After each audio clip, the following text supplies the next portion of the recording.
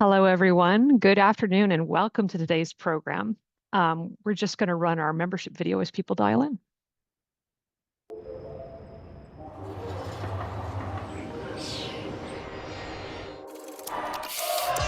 It's the mission of the Urban Land Institute to shape the future of the built environment for transformative impact. That's what we do at ULI Toronto. Our members work in all aspects of land use. ULI is a catalyst. It's a catalyst for people who in themselves are thought-provoking, are interesting, they're purposeful, they're engaged, and they want to have an impact on the world. The Toronto region is definitely a stronger, more robust place because of the championship role that the Urban Land Institute Toronto has played in elevating the status of women in the industry. Our industry has a responsibility to meaningfully contribute to the social fabric of our communities and to be a climate change leader. In Toronto, ULI helps deliver climate change and resiliency that is equitable and valuable. ULI Toronto help mid-career professionals reach the next stage of their careers as city builders. ULI Toronto is an entry point and a launching pad for our next generation of leaders to find their place in this very complex industry. ULI Toronto brings global best practices to our city and shows our city's innovations to the world of real estate. ULI creates really good conversations about important public policy subjects for our members. It brings leading developers across our city together to wrestle with the crisis of affordability. We need solutions for our industry, tenants, and new home buyers alike. The ULI network is incredibly effective in bringing in key stakeholders to build solutions to support Black communities. I'm proud to work alongside ULI in seeking to accelerate accessibility and ensure that our built environments meet everyone's needs for access. ULI Toronto is well positioned to help the real estate and development industry identify opportunities to meet a generational need to advance truth, justice, and reconciliation. ULI demonstrates the unique power in leveraging the built environment, whether that's private real estate development or public infrastructure, for the benefit of a more competitive and equitable city. I am so excited as ULI Chair to celebrate these positive solutions that our real estate development community has brought forward for Toronto. At ULI Toronto, we connect, we inspire, and we lead.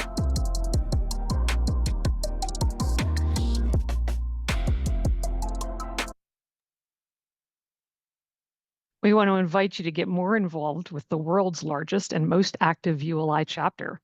A few notes to ULI members or those who are not yet members. You can access ULI's network through the Global Membership Directory. There are exciting engagement opportunities on local ULI committees through Navigator and our annual window to join our committees, which open in May. You can access upcoming and past event attendee lists, an amazing networking tool, and you can access an unbelievable wealth of local and global ULI resources, archives, case studies, past webinars, and more through the Knowledge Finder. And for a limited time, if you become a new member or renew your membership, you can receive 10% off. We will provide the links on what to expect from your membership and to learn about all the benefits in the chat.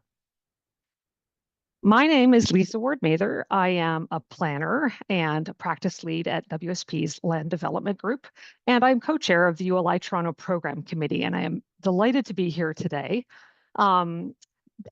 As always, though, at the beginning of this program, we will begin with a land acknowledgement.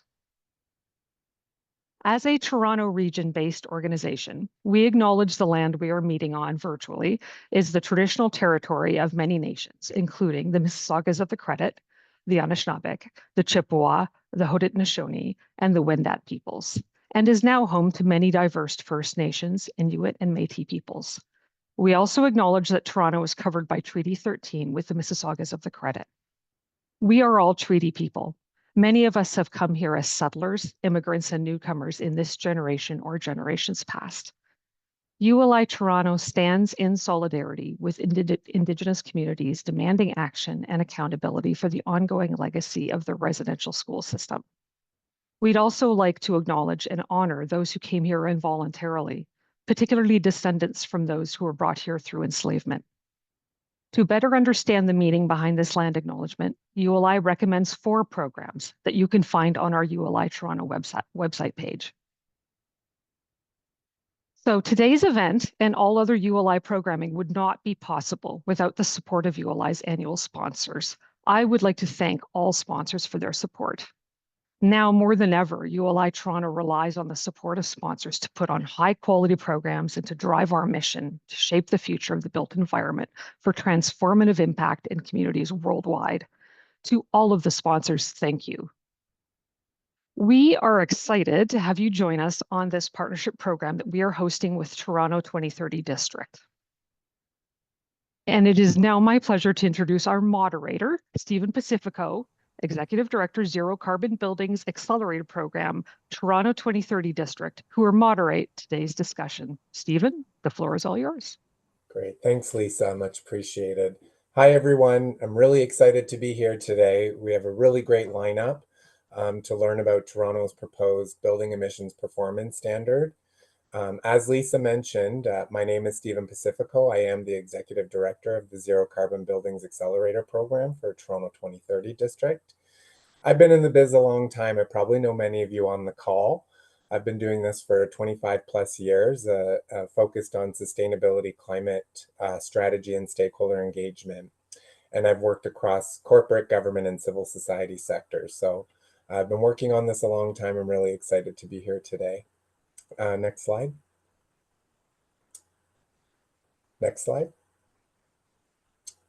So here's our agenda today. Shortly, I'll be inviting the City of Toronto, representatives from the City of Toronto, to give an overview of the proposed building emissions performance bylaw. And then we're going to have a moderated discussion with some key stakeholders involved in the building emissions performance standard consultations. And then it's a pretty tight schedule, but if we have time, we'll do our best to take a few questions from the audience. Please, if you have any questions that come to mind, please put it in the chat feature as we go along, and we'll be monitoring that to see kind of what questions people are interested in. Next slide. So you've heard ULI Toronto, but their mission is really to shape the built environment, have transformative impact on communities. They provide forums and discussions like this to debate city issues and best practices with ULI Toronto. And they're really looking to shape a sustainable and thriving future for our city and community. Next slide. And Toronto 2030 District, we're really a private-public initiative committed to a low-carbon future. We've done a lot of research over the last 5-6 years to help define pathways to decarbonization for our city. And one of our goals with the Zero Carbon Accelerator, which I lead, is to connect, build coalitions and knowledge with key stakeholders in order to implement fuel switching projects to accelerate building electrification and decarbonization goals for the city, which brings us here today. Next slide. So as you'll hear shortly, Toronto's buildings account for about 56% of the city's emissions profile. And about 96% of building space and water heating is from the burning of natural gas. This is the key problem that we need to address amongst others. Building owners and operators need now more than ever to manage this risk, but also extract the additional value that electrification, energy efficiency, and retrofits can bring to a property. The city's proposed building emissions performance standards, or as now we're commonly calling it BEPS bylaw, is a tool that will help us get there, which is why we are here today, to learn about BEPS, why the city is moving in this direction, what are the potential impacts, and how you can participate in public consultations. Let's begin. I'd like to introduce from the City of Toronto, Sarah Rodriguez, who is the Senior Project Manager of the Environment, Climate, and Forestry Division, and also Anna Maria Medina, the Senior Project Manager for Emissions Performance Standards, also in the Environment, Climate, and Forestry Division. And I'll pass it off to Sarah. I think Anna's going to take lead. Anna, and you're going to share your screen? Yes, let me start Okay. sharing screen and then we can get going. Apologies. Sorry, Anna. Oh, no problem at all. That's totally okay. Can everybody see my slides now? Yes. Perfect. Well, thank you so much, Stephen, and thank you, District 2030 and ULI, for inviting us to present at today's webinar.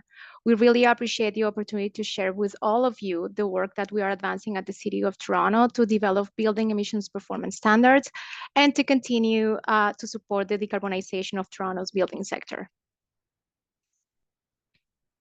So let's start by setting the context. The climate action work the city is leading, including the work to decarbonize the building sector, is tied to Transform TO, our climate action strategy, originally adopted by Council in 2017. Following that adoption, in 2019, City Council declared a climate emergency, which realigned Transform TO to a target of net zero by 2050. Our current accelerated target of net zero by 2040 was established through the adoption of the Transform TO net zero strategy in December 2021. Excuse me. Adoption of the Transform TO net zero strategy reconfirmed Council's commitment to climate action as a key city priority. As identified in Transform TO, in Toronto, buildings are the largest source of greenhouse gas emissions, as Stephen mentioned, accounting for about 56% of the community-wide total.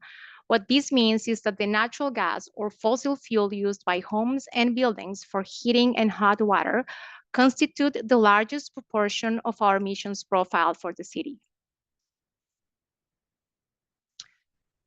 In light of this, the city developed the net zero existing building strategy to identify the best approach to support all buildings in Toronto in reaching net zero emissions while enabling the realization of co-benefits, which include co-benefits of resilience, equity, health, and local economic development. The strategy includes 9 policy actions, which are classified in 3 categories. The first one, setting requirements to access building performance and create a path to net zero.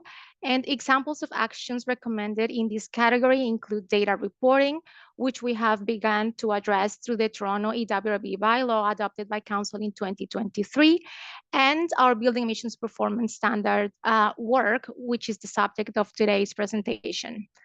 The second category of action is around the provision of supports and resources to make retrofits more accessible and affordable. And included in this category are the provision of retrofit concierge services, financing, incentives, and permit navigation. And finally, laying the groundwork for market transformation, which is aimed at addressing needs for education, workforce, and supply chain development, as well as establishing key partnerships with other levels of government. So with the overall direction set for the building sector's transition to net zero, let's look at the emissions profile of the sector in Toronto to have a better sense of the task at hand. Of the 56% of total community-wide emissions attributed to the building sector, as we just saw before, residential buildings are responsible for about 54% of those, followed by 35% for commercial and institutional buildings. To better illustrate the scale and pace of transformative action required for the decarbonization of the sector here in Toronto, I wanted to share a snapshot of our building stock. There are approximately 476,000 buildings in the city. Based on the existing building strategy modeling and analysis, meeting our net zero goal will require the retrofitting of about 30,000 buildings each year and annual investments between $4 and $9 billion per year until the year 2040. So before we get into the details of building emissions performance standards and what that means for Toronto, I would like to cover a few concepts relevant to net zero retrofits. There are typically 3 main types of measures that can be considered when planning a net zero retrofit.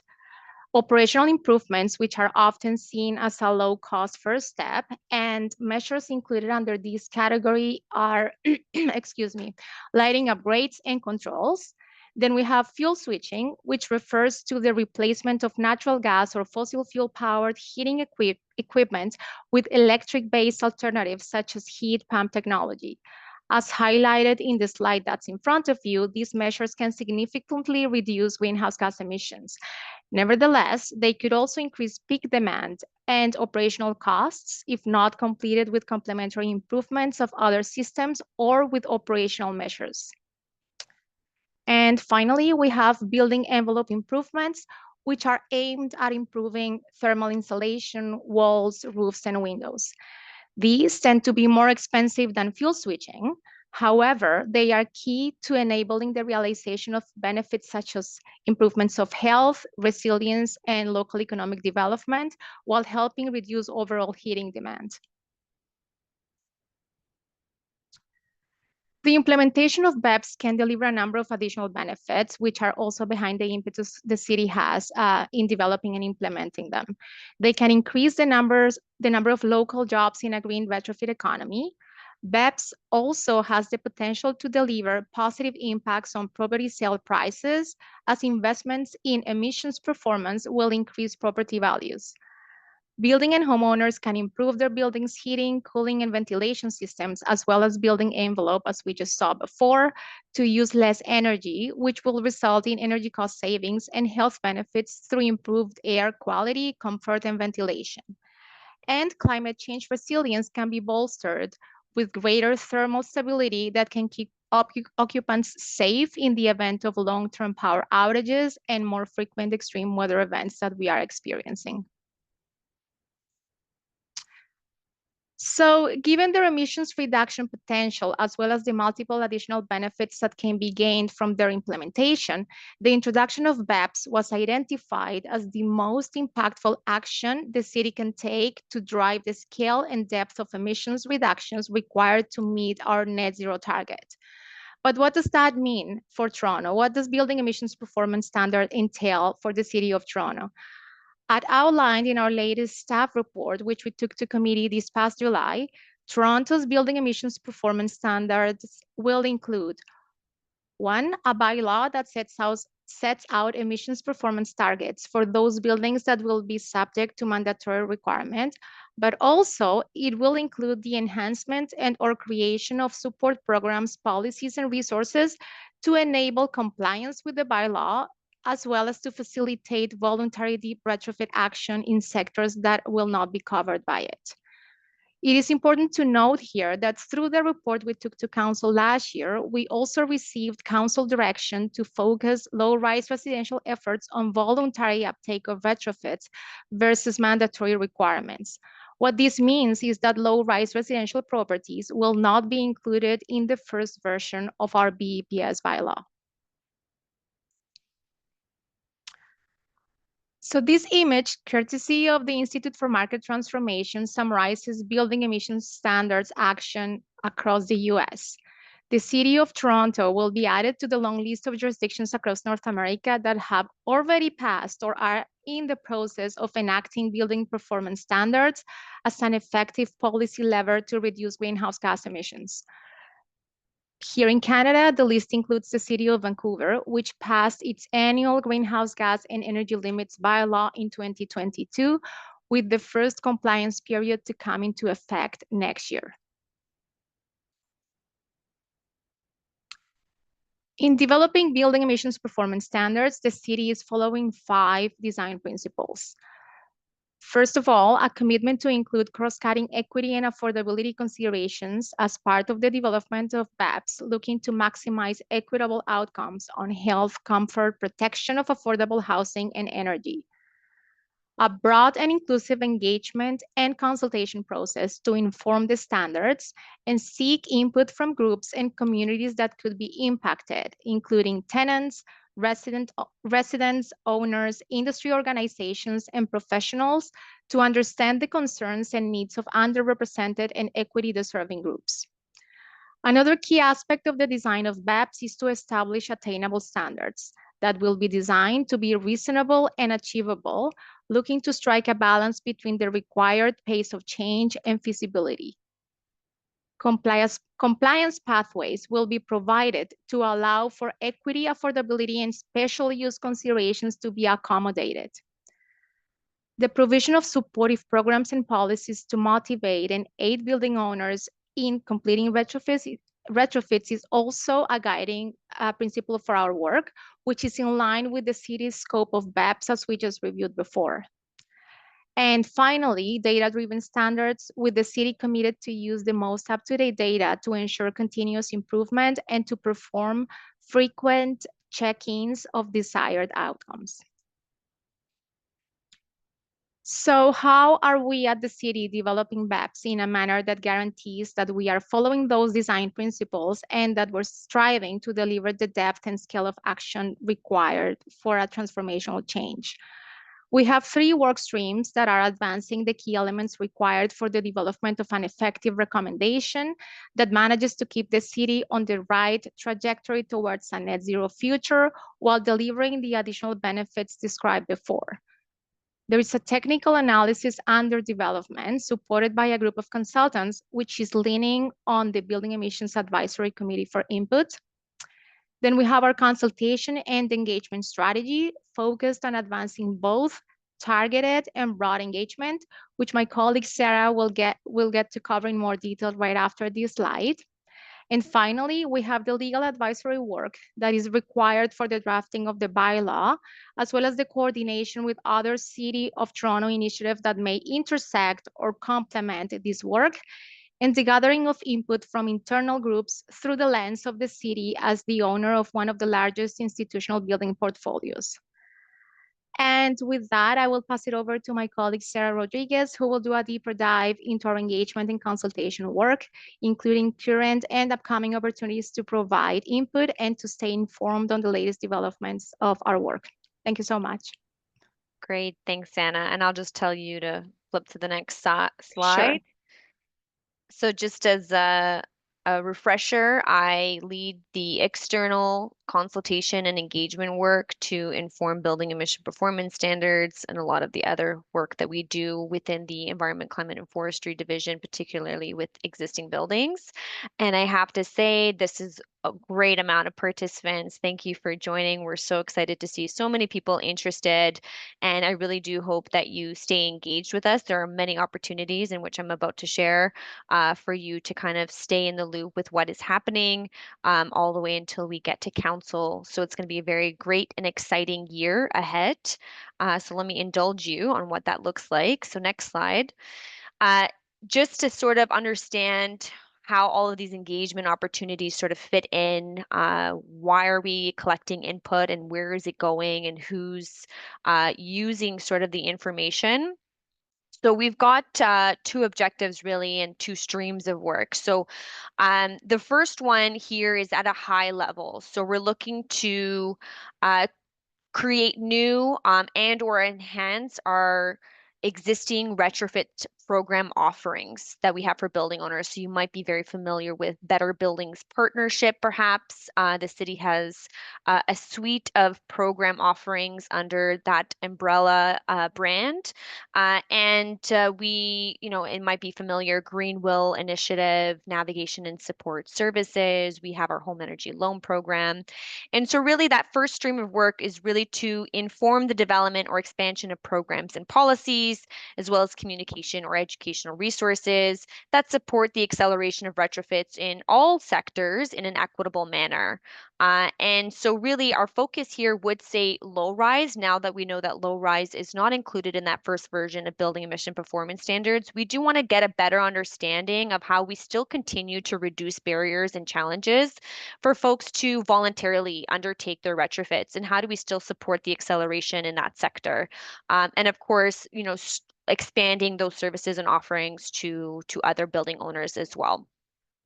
So that second piece of work that's happening simultaneously as well is really to inform the development of building emission performance standards. And, to Anna's point, when we go to council, it's not just the bylaw, but we want to be able to offer some complementary programs or solutions to help those who will need to comply to, again, reduce barriers for them as well. So we're happy to take input and feedback on that. And we've done so in many different ways. and I'll show you sort of a bit of our advisory and policy structure, which has started back in May. So next slide. Yeah, thank you, Anna. This is perfect. So from last May, we created 6 advisory groups and 2 committees. And essentially these groups, and I'll show you in the next slide what they look like, but these groups have been part of us from the very beginning. So they've been through all of the the hoops and hurdles that we're trying to go through all the motions of truly understanding the impact that this policy will have, and also, what does it mean for Toronto specifically? We have lots of great jurisdictions out there who are, enacting this policy or sort of even kind of already leading with it and has already implemented, to look at their examples. But what does it mean for Toronto? How does it impact Toronto building owners, perhaps differently, and so that we can apply that lens to the development of the policy. And so that's been ongoing and since May, and it's a bit of a targeted engagement approach, again, trying to leverage a lot of the expertise. These are folks who are both impacted and or influential to the success of this policy, to understand what that policy should look like. We will be broadening that to the public. And so some of the ways that we've been doing that is, at the higher level, sort of that first objective, talking about net zero retrofits just in general, barriers, challenges. I know that we did some of this work back when we crafted our existing building strategy quite a few years ago, but times change, environmental circumstances change, financial situations change, and so we're just trying to get a good temperature check as to what is happening out there. What can our program offerings provide to people to really get the acceleration of retrofits going. So I've highlighted here a very current opportunity that may be of interest to you. We have our net zero retrofit discussion kit, and that's available to any community organization, business, or group of interest holders, even if you're joining today sort of as an individual, if you've got peers, neighbors, a network who might be interested in the topic. It's really just a matter of grabbing a few folks together, and we will provide you a discussion kit that walks you through the logistics of hosting one, all of the tools and materials you need, and the questions really here are crafted around some of our current program offerings for building owners, and you providing us some feedback and input on exactly, how we can enhance it, how can we expand these programs. And we also introduce a couple of new ones that we have on the radar that we're hoping to get the ball rolling with in 2025. And so prior to presenting those programs or launching them, this is your opportunity to provide some input. Particularly be great to get some input around equity considerations and how do we reduce barriers so that we get greater access to all residents in participating in this. In mid-February to March, we'll have an online survey version of the kit. Again, just a bit of a higher level, probably less dense and specific, but very much focused on net zero retrofit acceleration. And then we get into our very BEP-specific feedback. So again, right now we're just keeping it at AG advisory group and committee level, but we will be opening the doors to have broader input from April to June. And that's when we should have, sort of all of the details sorted out in terms of like what actually might be feasible. But of course, when we go out to the public, we're still open to tweaking. We're still open to kind of taking in sort of any concerns and going back to the table and seeing how that might shape differently. So that'll be opportunities such as online surveys again, and town halls, perhaps both virtual and in person. So you can definitely stay tuned. And some of you here I'm noticing in the participant list are probably part of our advisory group. So next slide, Anna, and I'll show you sort of who's situated. If you're wondering who we're capturing here, we have 6 advisory groups. Some of them, as I said, impacted, potentially impacted, and others who are influential. So government utilities and agencies we know play a big role in, again, some of those complementary policies and supports and making sure that the environment is set up for success for building emission performance standards. Retrofit industry, finance and research. We have our low-rise building sector. So, our smaller business owners, our community housing and affordable housing sector represented there. And of course, our residential sector. We have special use and critical buildings. These are buildings that use energy very different from your ordinary residential and office buildings. So, your hospitals, your data centers, your essential services buildings. And then lastly, we have property management and high-rise buildings. So these groups have been great in kind of working out some of the different components of the bylaw and really trying to get an understanding of specific challenges that we really need to consider in order to make sure that we're not increasing hardships on anybody.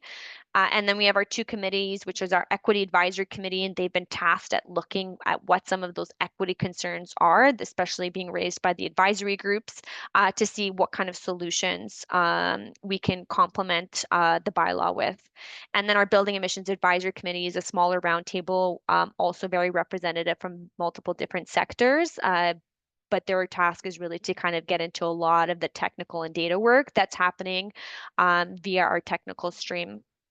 And sorry, just lastly there, we have Anna's leading a lot of the internal engagement across our divisions, working with our legal folks, and we have our Transform TO Climate Advisory Group who's also in the loop. So lots of great input and expertise coming into this process. Next slide. So for technical deliverables, next, Anna. So this is from our technical folks, just to give people a little bit on the radar, sort of what some of those deliverables look like. The first one has the first stage has been done. I believe we're nearing the end of task one as well, so we can almost fade that one away. And this is the technical work that's our team is leading. There's a lot of modeling happening. We're looking at our building stock and our greenhouse gas emissions intensity distribution.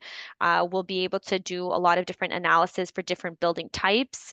We're, interweaving a lot of jurisdictional examples into here and understanding sort of how others have done it, looking at best practices and trying to identify gaps. We're incorporating some financial analysis as well. There's a lot of great work happening on this front. And so as this information comes out, this is sort of what we present with the advisory groups to contemplate. This is what we think is feasible. This is what we've modeled out. You tell us what is reasonable. And that's sort of how our engagement work has been modeled by. Next slide. And I'll go through this just keeping an eye on time. So what we've heard so far from our advisory groups in terms of opportunities, challenges, and factors for success. For our opportunities, of course, some of these might be, obvious and some of them might not be, but workforce and job creation. We know that, meeting our climate action goal is going to stimulate a lot of economic activity and investment in the green sector. We want to keep an equity focus in that we are creating local jobs that reach historically marginalized communities, and we're creating space for diverse suppliers, and we're creating jobs that are, long-term with benefits versus temporary part-time work. So that's, an equity consideration on that front. We're creating better quality buildings. So, from a retrofit standpoint, it's not just about emissions and energy reduction. It's also about improving the comfort, health, and safety of the occupants of that building, and particularly, again, with an equity focus on low income and underhoused individuals.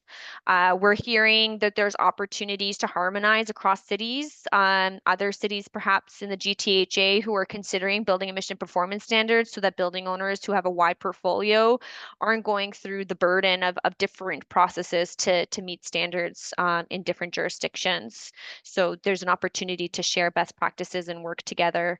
A lot of great electrification opportunities, innovations in the market, and stimulating sort of that market transformation, increasing data access, better data, better results. People are able to kind of leverage that to make better decisions, long-term planning, and then also thought and industry leadership in North America. Next slide. In terms of challenges, financing and costing being a big one. We know that there's high upfront costs of retrofits, and that poses a barrier, particularly for perhaps low-income property owners or property owners who are experiencing financial hardships, and those who are managing affordable housing. So, looking at ensuring how access to affordable financing is crucial to support compliance. And of course, we're trying to see how we can prevent further economic strain on vulnerable populations.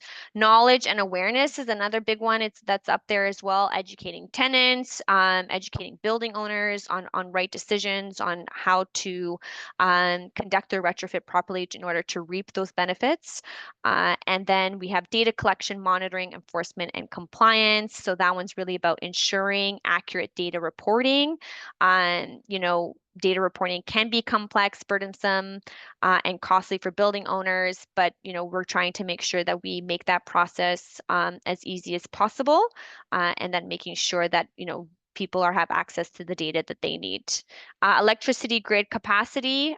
We know we've heard some concerns about long waits and high costs, and prioritization of grid capacity enhancement in existing disadvantaged areas, which could benefit those communities from electrification efforts. So a lot of great things we're hearing in this space, and of course we work very closely, with Toronto Hydro, to cascade a lot of this messaging as well. And yeah, this has all been really, really great input. I'm not going to go into all of them. I think a lot of them are also pretty well known as well. People concerned about timeline and timing, cross coordination across governments, and of course making sure that this is not imposing any sort of reduction in economic competitiveness for businesses. Lastly, factors for success. What's really going to make building emission performance standards successful is making sure that there are financial support and incentives to pair with this, and so that they're able to actually afford the retrofits and comply with the standards. We want political buy-in and engagement with impacted communities, clear, realistic, and achievable targets, which of course our advisory groups and the broader public will be able to kind of tell us, whether or not these are reasonable. And if they're not, how do we address those barriers to make them more reasonable? Communication and public awareness, again, always could be doing a better job at that, and is very crucial to make people very aware of what's happening, all of the benefits to doing retrofits versus it just being sort of an emissions reduction central conversation, which can push a lot of different stakeholders out of the conversation. And so, yeah, a lot of opportunities for training to make sure that that's successful, to increase our workforce. That's very crucial. And making sure that we take a holistic approach to those who have large portfolio of buildings. And I'll leave it at that. So there's a lot of great opportunities, and we've heard some great things. We continue to hear great things. And yes, any questions? I'll kick it back to you, Stephen. Thanks, Sarah, and thank you, Anna Maria, for that overview of the Building Emissions Performance Standard Bylaw and the processes that go along with that. It's quite extensive. And now the next part of our program, we've called upon some key stakeholders that have been involved in the consultations and development of the BEPS bylaw here in Toronto. And we're going to have a bit of a moderated discussion with these leaders in our community. I'm going to introduce all four of the discussants. They're going to pose a question, and then we're going to give the city an opportunity to answer that question and have a bit of a discussion. So our four discussants today, I'd like to welcome them. You can turn on your video now. Brian Purcell, he's the Vice President of Policy and Programs with the Atmospheric Fund, commonly known as TAF. Our next discussant is Carolyn Karvanen, the Senior Director of Sustainability and Stakeholder Relations for BOMA Toronto. Our third discussant is Rosemary Powell, the Executive Director of Toronto Community Benefits Networks.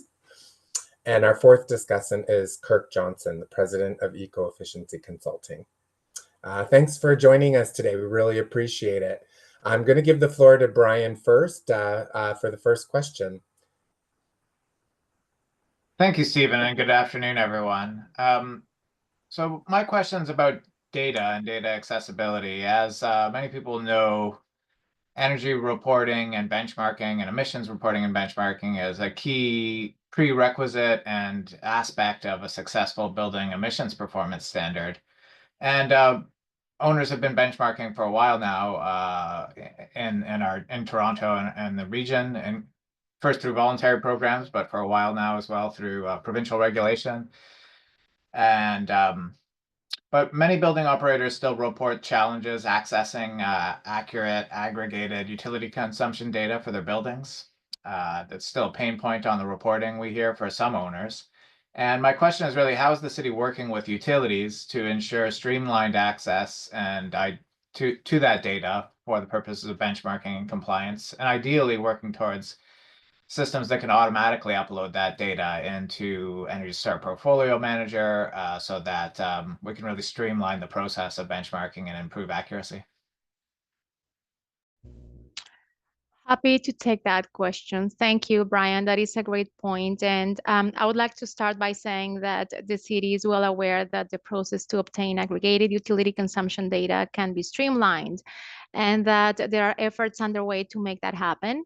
For example, the city is currently working on a project to automate our water data aggregation process to reduce the amount of time that it takes to provide whole building water consumption data to building owners. And we aim to eventually enable direct uploading of water consumption data into Energy Star Portfolio Manager. So that is an ongoing project, and Toronto Water has been a great partner in helping us advance action in this area.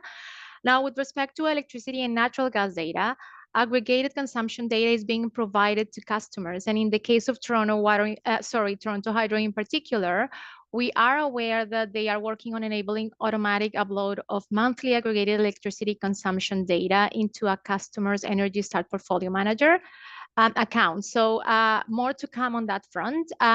Stephen, I don't know if you would like to add anything on these. I know that you have also been in constant communication with Toronto Hydro about these, so happy for you to provide more details. Yeah, I think Toronto Hydro is working on automating the process for uploading your data directly into Energy Star Portfolio Manager in aggregation. Toronto Hydro is here today. Joe, if you're on the line, you're welcome to open your camera and your mic if you want to make a comment there, but no pressure. I'm not certain where Enbridge is at this point with data aggregation and automation to Energy Star Portfolio Manager. But I imagine if this policy pushes forward, this is something Enbridge will need to seriously consider. Enwave as well as another provider of energy for large buildings downtown. Okay, thanks for that question, Brian. This is really the data aggregation, getting your data, doing QA/QC on that data, making sure it's inputted properly into Energy Star Portfolio Manager. The more we can automate it, the less mistakes we'll see in the data set, and the better kind of analysis we can have on as we progress through decarbonization and energy efficiency. So very important question. Thank you, Brian. I'm going to pass it off next to Carolyn from BOMA Toronto. What's your question, Carolyn? Thank you, Stephen, and thank you for the presentation from the city. It's always great to share this information with our members and learn more about this, so thank you. The question I have is concerning, it's a two-parter. So what kind of penalties is the city considering for non-compliance? And along those lines, for more of those distressed assets, would there be alternative compliance pathways to help these assets comply with the bylaw? Thank you, Caroline. Those are very key aspects of the work that we are currently advancing. So as we mentioned throughout the presentation, we're striving to bring as much flexibility as possible to support that transition for all building owners to achieve net zero. The city is exploring and inviting feedback on alternative compliance pathways to provide flexibility to building owners and homeowners that may be challenged to reduce their greenhouse gas emissions due to unique special circumstances as the one that you just mentioned, but also circumstances that may be related to financial or technical barriers or challenges associated with ownership or tenant changes that may require accommodations as we roll out BEPS once we have a final design for the requirement. Now, with respect to penalties, the city is considering for non-compliance. This is very much work in progress right now, which is being informed by the 3 work streams identified during our presentation. So we are taking all the outputs from the technical analysis, as well as all the great feedback and input that Sarah is helping us collect through all the engagement and consultation process. And that combined with our regulatory framework that we need to utilize for the development of the bylaws, helping us determine where those penalties are going to sit. So again, inviting feedback on that, and we will be actively communicating progress on that front as well.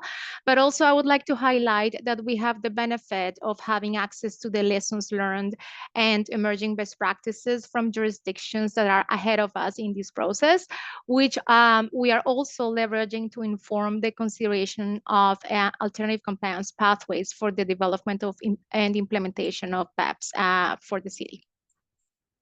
Hope that answers your question.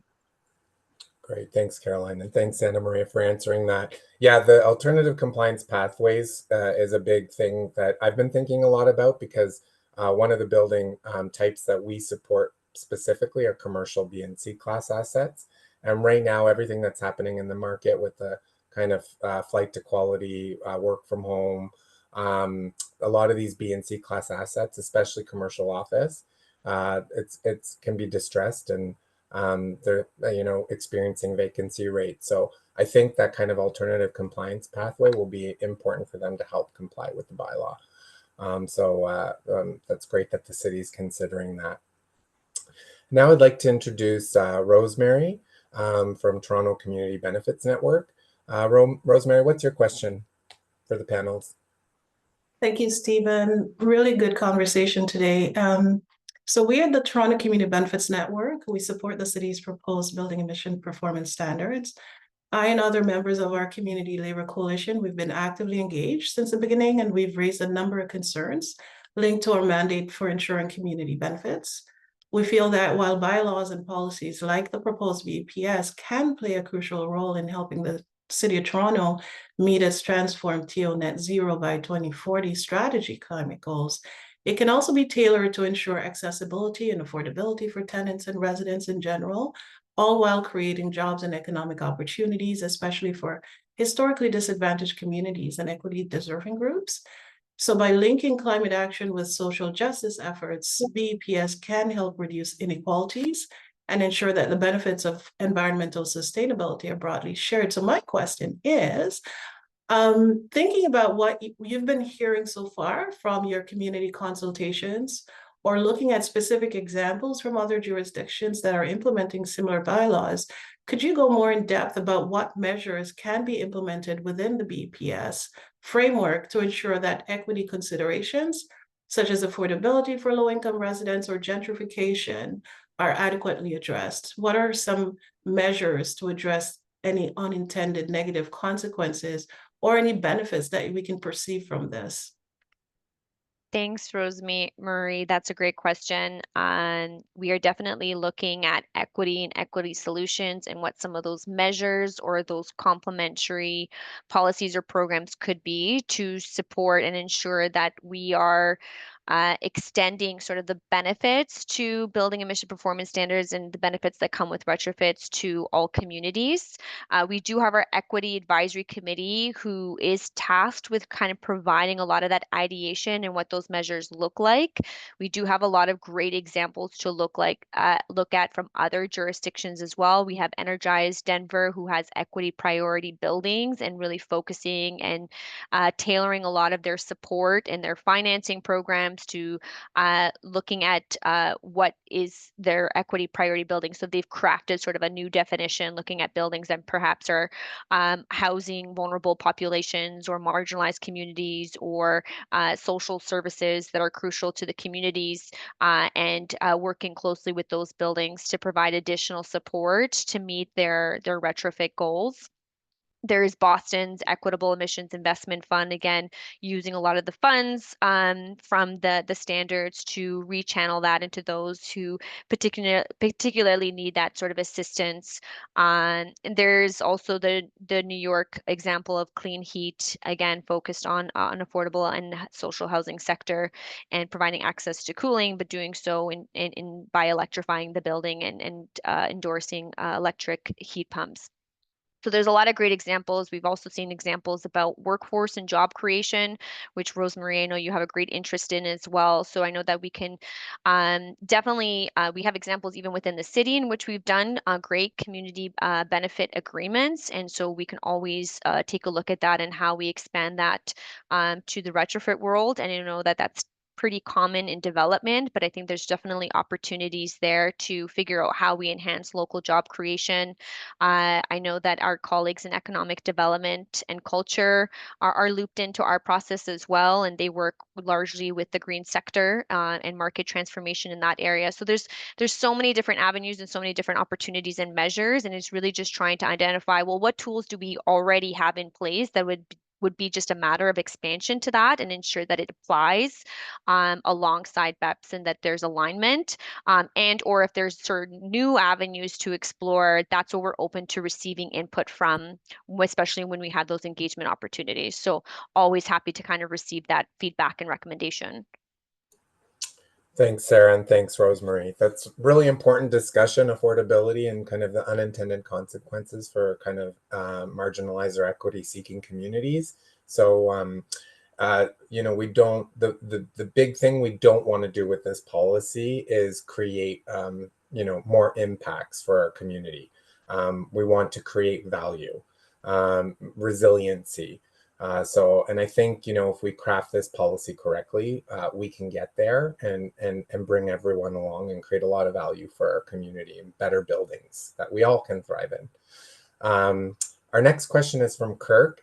Kirk, take it away.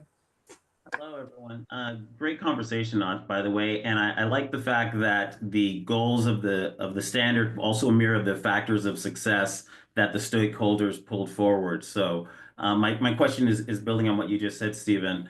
The market transformation aspects, where we're actually encouraging early adoption, getting resiliency baked in, helping with affordability, and also moving in some of these new technologies like electrification and storage, et cetera. That's been used in other jurisdictions, both under their building and emission standards, but also on something called beneficial electrification.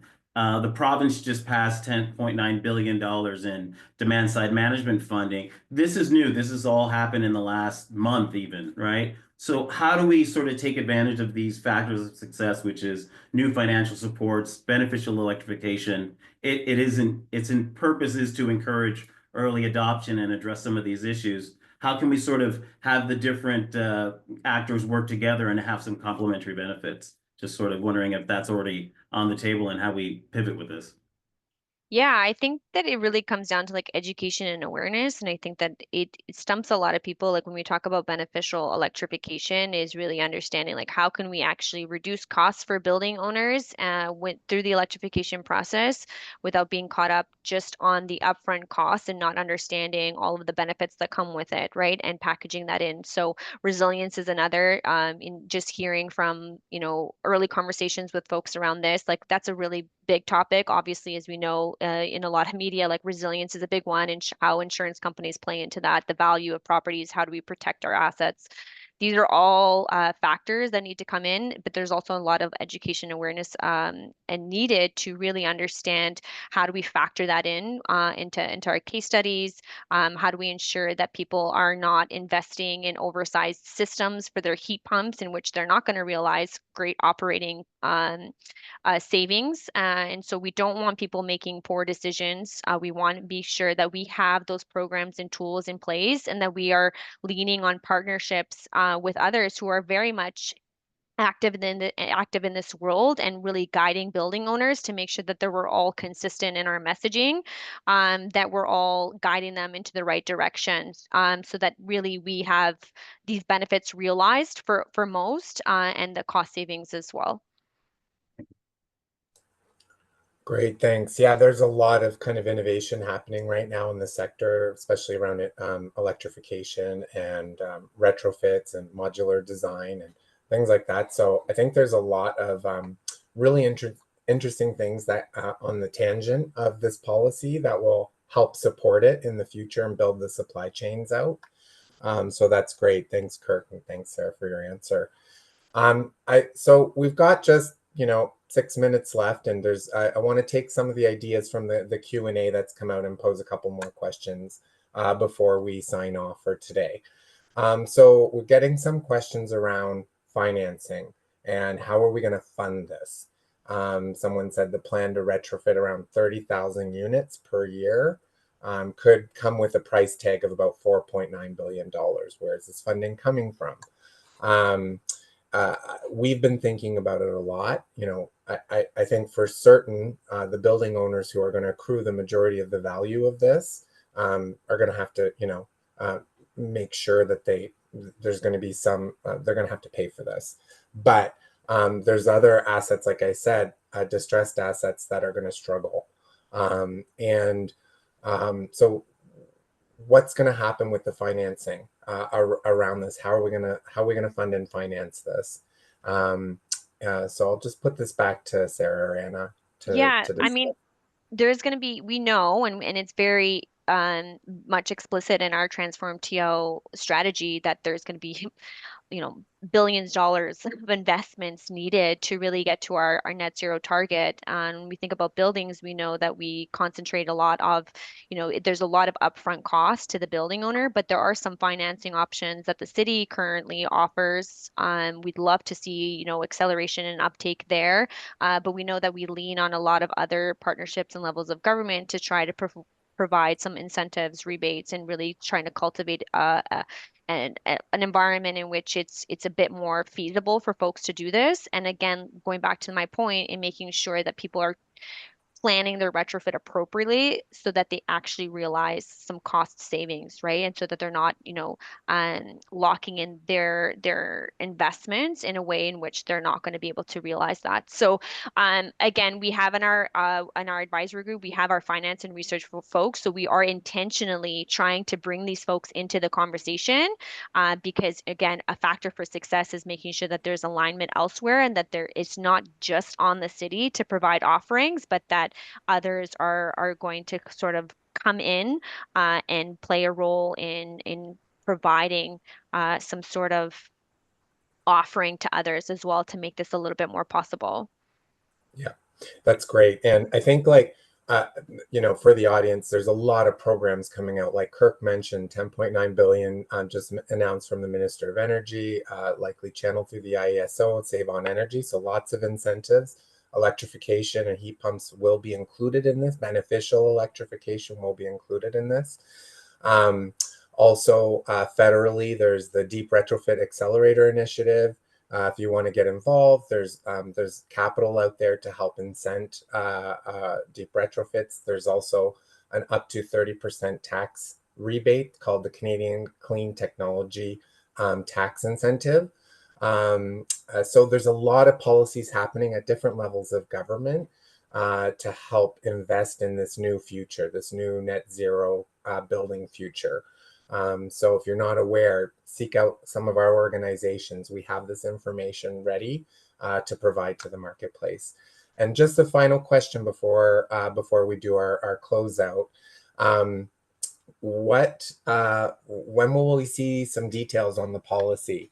We're getting a lot of questions around like what building types are in and what building types are out. What's the size threshold?